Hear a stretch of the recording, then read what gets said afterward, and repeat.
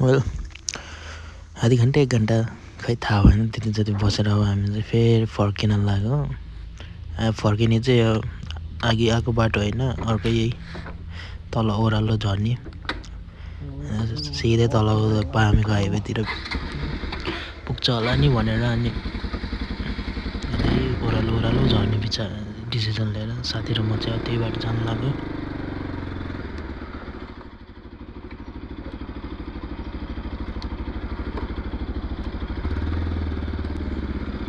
यहाँबाट चाहिँ फेवाताल चाहिँ सही देख्ने रहेछ, खुल्ला ओपन ओभर त भ्यू छ। तर दिन आज अलिक खासै राम्रो थिएन र अलि राम्रै देखेँ केही जस्तो नि लागेन। सफा खुल्ला हुने भए त खत्रै देख्ने रहेछ।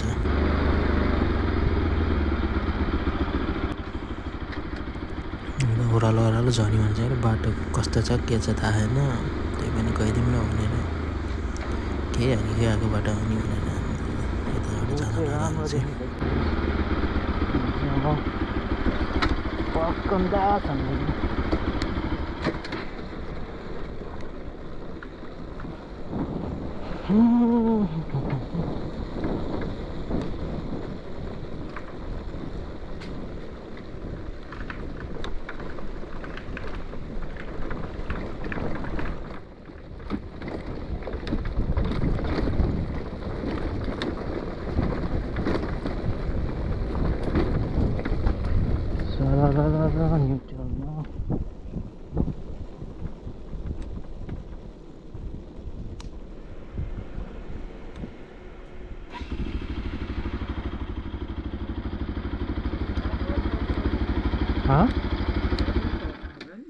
छ बाटो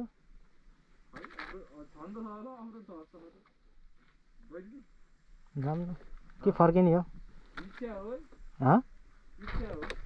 फर्किम भयो।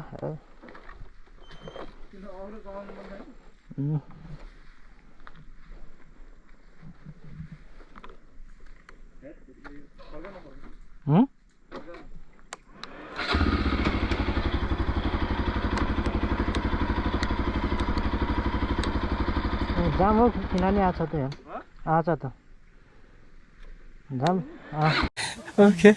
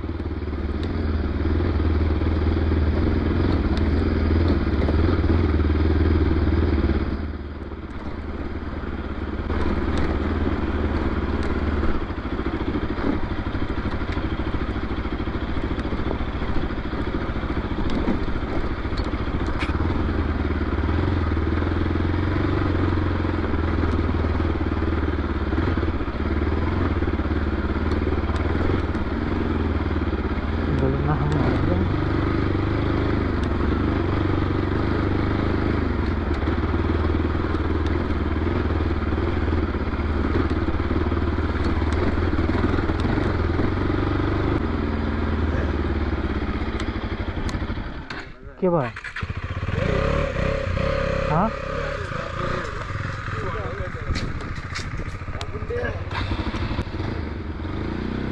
यताबाट चाहिँ बाटो चाहिँ छन छ तर आधा बाटोसम्म मात्रै छ भन्छ के अरे। सो त्यो अघि नै आएको त्यो लेफ्टतिर तल्लो जाने बाटो त्यता रहेछ बाटो चाहिँ। सो हामी चाहिँ यहाँबाट फेरि घुमाएर त्यतै फर्कियो। अफरोड नगरौँ भनेको फेरि यताउता मन गरम नगरम भएर फेरि जल्दी छोडेर हिँडिदिएको के अरे। कति ब्यान्ड बज्ने अब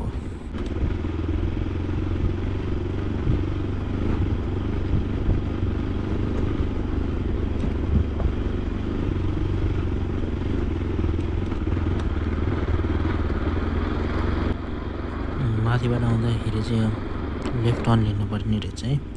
सिधै गयो भने चाहिँ बाटो छैन रहेछ, हल्का इन्फर्म।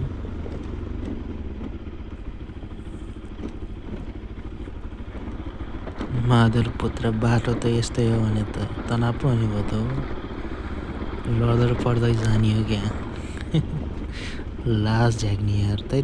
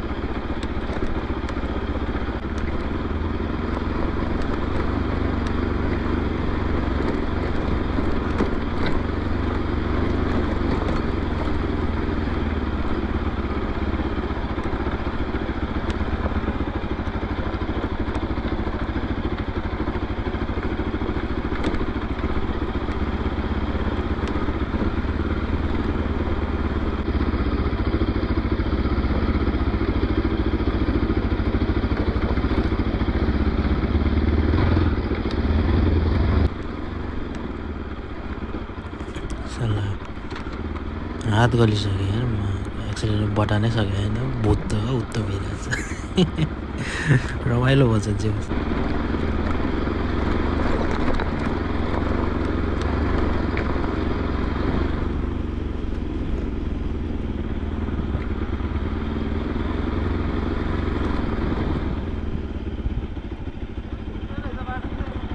हातैमा काट भन्छ कि हातै गल्यो। औडै रहेछ यताको बाटो त यार।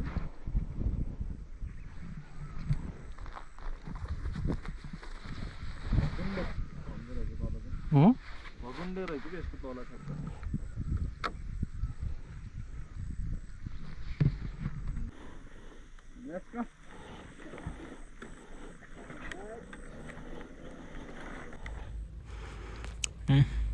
फेरि हिँडेको अफरोड गर्नेहरूलाई त सही छ के अरे, अफरोड मनपर्नेहरूलाई बाटो सही छ, आएर ट्राई हान्दा हुन्छ। हामी त अब डाउनहिल मात्रै हानेको अरे, अपहिल मुनिबाट अपहिल हान्दा झन् रमाइलो हुन्छ। So highly recommended.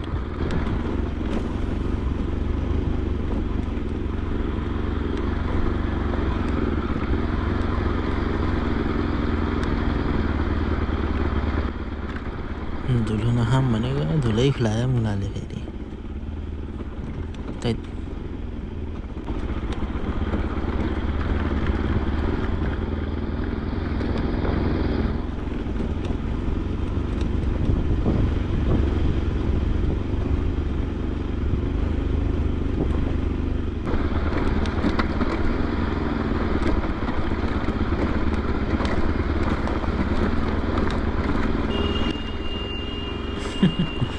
कहिले पागल हुन लाग्यो, हर्न बजाउन थाल्यो।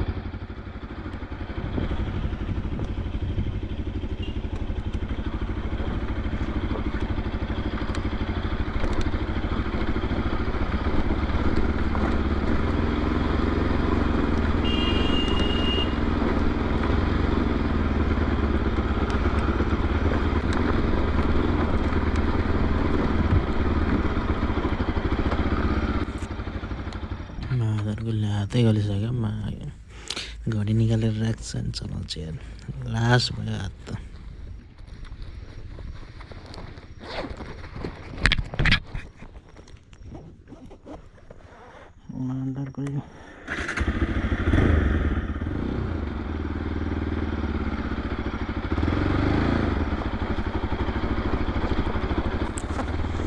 बाटो त हाम्रो गाउँ जाने बाटो भन्दा नि लास्टै रहेछ अफरोड त ढुङ्गा परपरबाट हामीसँग सोलिङै भयो नि सजिलो त हुन्थ्यो नि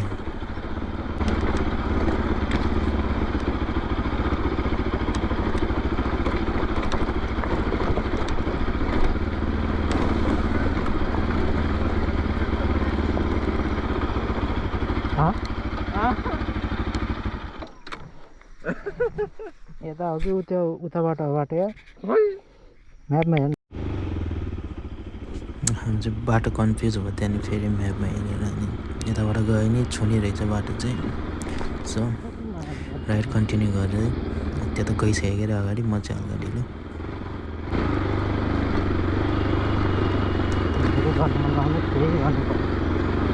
अफरोड नजाम भन्ने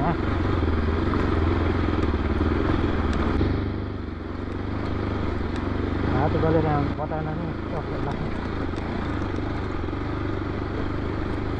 मजा त मजा आएछ के अरे अफरोड खासै मन नपऱ्यो नि रमाइलो भइरहेछ राइड चाहिँ जेस देख्नेलाई भन्दा गर्नेलाई फिल भइरहेको छ देख्नेलाई त हेर्नेहरूलाई त अल्छी लाग्छ त्यही पनि हेरिदिनु होला यसो मन पऱ्यो नि नमन पऱ्यो नि यसो स भनिदिनु होला होइन अच्छा हमको सिखा रिया है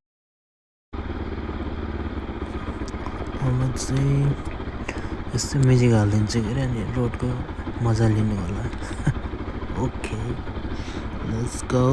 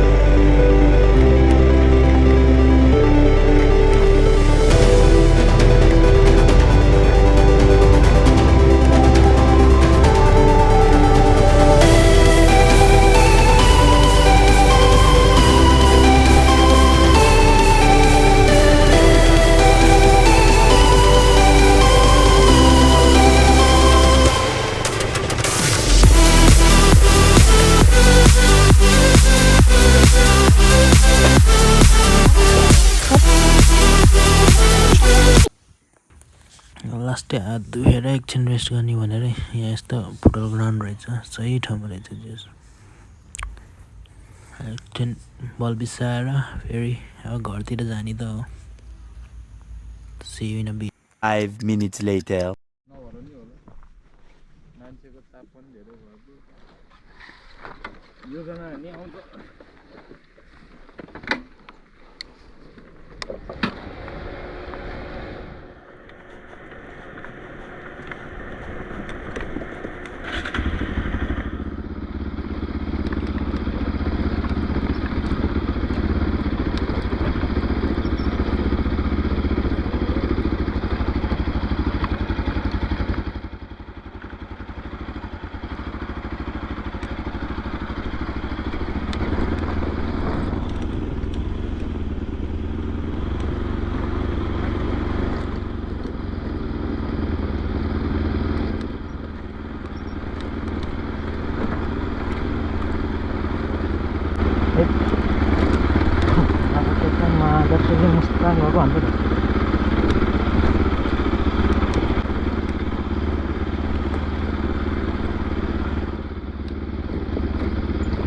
घर चलाउनेहरूलाई खाइदिएका भने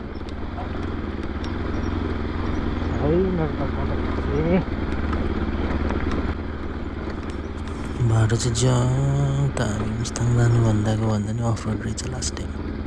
त्यहाँ त कमसेकम एकछिन झ्यागी नि एकछिन रोड राम्रो आउने त थियो नि। यहाँ त नन ढुङ्गा ढुङ्गा मात्रै नि।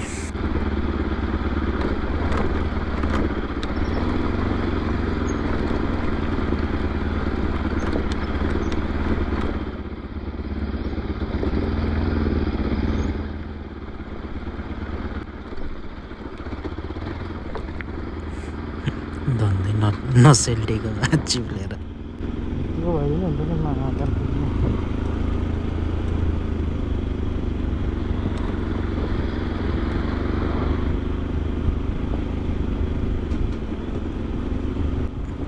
ल हाम्रो भिडियो आजको लागि चाहिँ यति नै।